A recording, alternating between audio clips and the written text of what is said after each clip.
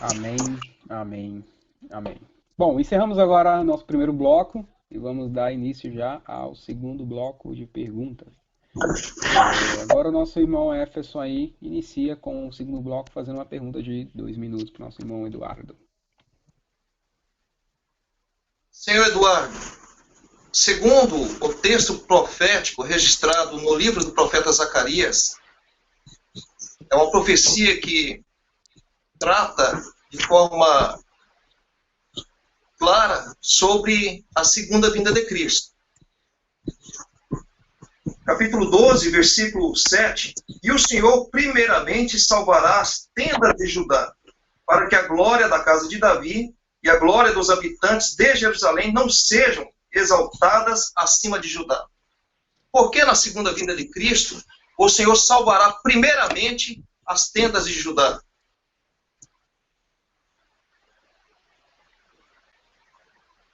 Não entendi a pergunta. O texto profético registrado no livro do profeta Zacarias, no capítulo 12, versículo 7, nos ensina que o Senhor primeiramente salvará as tendas de Judá, para que a glória da casa de Davi e a glória dos habitantes de Jerusalém não sejam exaltadas acima de Judá. E é um texto referente à segunda vinda de Cristo. Por quê? Por qual razão, na segunda vinda de Cristo, o Senhor salvará primeiramente as tendas de Judá?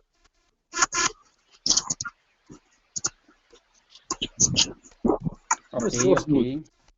Agora em Romanos capítulo 11, que você mencionou. Resposta aí, 3 minutos. Principalmente no versículo 32. Lá menciona. Vou pegar aqui o texto.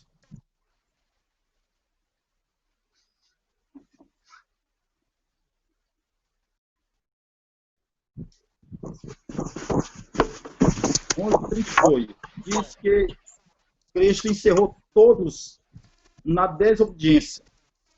Em Gálatas capítulo 3, verso 22, todos encerrou na desobediência a fim de alcançar a salvação pela graça de Deus mediante a fé. Salvação ocorre pela graça de Deus mediante a fé para todos os povos. Não há diferenciação. Salvar um povo e depois salvar o outro. Israel, no período mencionado, fazia acepções de povos. Lá em Apocalipse capítulo 7, verso 9, menciona que vem um grupo que vem da grande tribulação. E esse grupo da grande tribulação é de todos os povos, de todas as nações. É claro, enfatizado no capítulo 7, que essa grande tribulação se estende a todos. Assim como segundo Tessalonicenses, capítulo 7, nós teremos alívio quando Cristo se manifestar nas nuvens do céu. E recebemos a inacessível coroa da glória. Então, dentro dessa estrutura das Escrituras, mostra-nos que há um tratamento único para todos os povos. A escolha de Israel como povo escolhido, peculiar, santo, para transmitir as boas novas de salvação a todos os outros povos, tinha um propósito: ser o centro missionário para todas as nações, na qual os povos seriam beneficiados pelo descendente da mulher, o Cristo. Então, dentro dessa estrutura, nós não podemos tratar dois modelos, duas noivas, a uma única noiva. Não há dois períodos, uma salvação de um arrebatamento parcial e outro período de um arrebatamento. Ou seja, a ressurreição prova, de fato, que não há um arrebatamento parcial.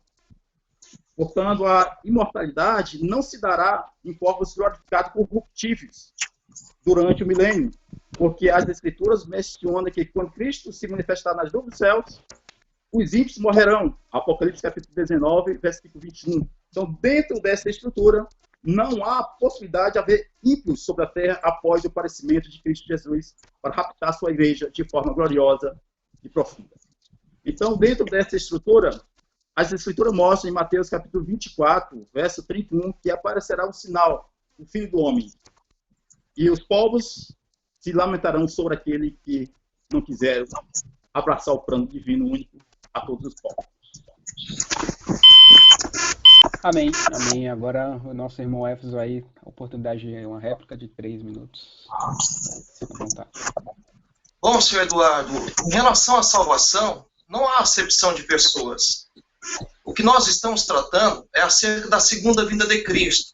O texto profético nos ensina que haverá um grande conflito, haverá uma grande estratégia militar sendo empregada pelo anticristo, que estará liderando diversas nações contra a cidade de Jerusalém, contra os seus habitantes. Os homens de Judá e os habitantes de Jerusalém estarão em apertos. A Bíblia nos ensina que 3 espíritos imundos convencerá as demais nações, juntamente com a besta, o chifre pequeno, o anticristo, que também é chamado de pastor inútil pelo profeta Zacarias, a se levantar contra a cidade de Jerusalém. E a palavra de Deus nos ensina que o Senhor fará de Jerusalém como um caso de tontear, uma pedra pesada, e todos aqueles que se levantarem contra Jerusalém serão esmiuçados, serão despedaçados. E no versículo 7, o próprio Senhor nos diz que ele salvará primeiramente as tendas de Judá. Ou seja, não existe meio termo. Ele salvará primeiramente as tendas de Judá. Por qual razão? Isaías capítulo 63 nos ensina: quem é este que vem de Edom, de Bósra, com as vestes tintas? Este que é glorioso em sua vestidura, que marcha com a sua grande força? Eu que falo em justiça, poderoso para salvar. E a Bíblia nos fala sobre essa referência de Jesus Cristo vindo de Edom, de Bósra, da região de Edom. Precisamente ali próximo à localidade da antiga cidade de Bósra, né, a atual Cisjordânia, ali também nas proximidades da cidade de Petra. Jesus vem daquela região com as suas vestes manchadas de sangue, e ele diz que eu sozinho pisei no lagar dos povos. Ou seja, Cristo primeiro salvará parte do povo de Judá que estará habitando, escondido, naquela região, vestida de sol. Eles vão estar procurando refúgio durante 1260 dias naquela região. Primeiro Cristo salvará eles naquela região, depois virá com as suas vestes salpicadas de sangue num cavalo branco, como descreve Apocalipse capítulo 19, e descerá com seus pés nos Montes das Oliveiras, auxiliando os homens de Judá e os habitantes que estão na cidade de Jerusalém, destruindo parte do exército anticristo que está naquela cidade, naquela ocasião. Ok. Finalizamos então a pergunta do irmão Éfeso. Vamos agora para a segunda parte do segundo bloco, onde o irmão Eduardo vai fazer uma pergunta de 2 minutos para o nosso irmão Éfeso. À vontade, irmão. Sim? Pode ir. Lá em 1 Coríntios, capítulo 15, versículo 23, diz assim: cada um, porém, por sua própria ordem, Cristo as primícias, depois questão de Cristo na sua vinda. As Escrituras mencionam claramente que na sua vinda, os que são de Cristo são propriedade exclusiva de Deus. Dentro desse contexto, não há possibilidade de haver 2 grupos. Um de Israel, o povo de Deus, e outro da igreja. Sendo que a ressurreição, a passagem bíblica mais barulhenta das Escrituras, se encontra em 1 Tessalonicenses, capítulo 4, verso 15 e 16, ao som e alarido de trombeta. Diversos anjos virão. Uma conexão de fato lá de Mateus 24, verso 31, verso 32, que menciona claramente que todos os anjos estarão com o nosso Deus. Em Salmo 50, verso 3, menciona que ele não guarda o silêncio. Dentro dessa estrutura, mostra-nos que a ressurreição é o ciclo final dos salvos, no qual haverá uma transformação dos vivos para um ajuntamento solene nos ares, aonde está escrito que haverá uma oportunidade após o arrebatamento total da igreja do Deus vivo. Dentro dessa estrutura, não há possibilidade de haver outro grupo que na sua segunda vinda, que são distintos, no qual você não mostrou o texto, baseado em que texto que pode dividir a sua segunda vida em 2 eventos. Não há nenhum texto. E eu espero que você mostre esse texto dentro das Escrituras Sagradas. Então, a minha pergunta é esta, da ressurreição. Há essa possibilidade de haver outro grupo? Amém, amém. Agora, nosso irmão Éfeso, 3 minutos aí para responder o nosso irmão Eduardo. Amém.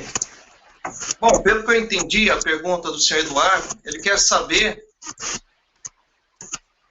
O texto nos ensina que no arrebatamento da igreja haverá a ressurreição dos santos. Então, se a igreja é arrebatada aproximadamente 7 anos antes da segunda vinda de Cristo, como haverá a ressurreição destas pessoas que posteriormente ao rapto da igreja, né? É isso mesmo, né, senhor Eduardo? Bem, a Bíblia nos ensina que Cristo é as primícias da ressurreição, né? E haverá uma colheita geral. Essa colheita geral será os santos que serão ressuscitados no ato do arrebatamento de Cristo. E a Bíblia também nos fala sobre os rabiscos da colheita. Estes são os santos que serão ressuscitados no período, que serão mortos durante este período de grande tribulação, na qual a igreja não estará mais presente neste cenário. Amém? Amém? Finalizou? Finalizei, vou ser bem mais objetivo. Ok. Então, agora nosso irmão Eduardo aí vai ter 3 minutos para fazer a sua réplica da pergunta. Eu sou apenas dentro do seu comentário, diz que haverá uma ressurreição após o arrebatamento da igreja. As escrituras lá em Apocalipse capítulo 20, verso 6, diz: bem-aventurado e santo que tem parte na primeira ressurreição. A segunda ressurreição, ou qualquer outra ressurreição, após essa ressurreição das escrituras, não teremos mais a oportunidade de salvação. Então, Apocalipse capítulo 20, verso 6, menciona claramente que bem-aventurados santos que têm parte na primeira ressurreição. Para que haja um arrebatamento parcial e tiver ainda a oportunidade de salvação a um grupo, 1 Coríntios capítulo 15, verso 23, menciona claramente que na sua vinda os que são de Cristo são a sua propriedade exclusiva, povo peculiar de Deus, os eleitos de Deus. Mateus 24 dá o cenário profundo no qual os eleitos de Deus devem perseverar até o fim. E 2 Tessalonicenses capítulo 2 menciona que precede a vinda de Cristo o anticristo. A igreja do Deus vivo receberá o alívio em 2 Tessalonicenses capítulo 1, verso 7, na tribulação, sendo guardada da tribulação, Apocalipse capítulo 3, verso 10. Então, dentro desse estudo das Escrituras, não há possibilidade de haver uma ressurreição para os santos serem glorificados após a ressurreição da primeira ressurreição, quando há, de fato, nas nuvens dos céus, Cristo na 7ª trombeta. Lá, Apocalipse capítulo 10, verso 6, menciona que a 7ª trombeta tocará e os santos do Altíssimo receberão a vida eterna. Então, quando tocar essa 7ª trombeta, não há mais possibilidade de haver outra oportunidade àqueles que foram deixados para trás. Os deixados para trás, uma série de filmes religiosos, não tem mais a oportunidade de salvação. Porque a própria Escritura, em Apocalipse capítulo 19, verso 21, menciona que esses irão morrer pelo resplendor da glória divina. Porque a boca do Senhor disse, de fato, nas Escrituras. Então, o Apocalipse é claro. Nós não temos dúvida que a primeira ressurreição sela totalmente. Assim como João, capítulo 6, versículo 39, a discípula do Senhor disse: eu sei que ele há de ressuscitar no último dia. O último dia, de fato, é o último dia. João, capítulo 12, verso 40. Então, dentro da estrutura temática, o último dia é a da ressurreição de Cristo.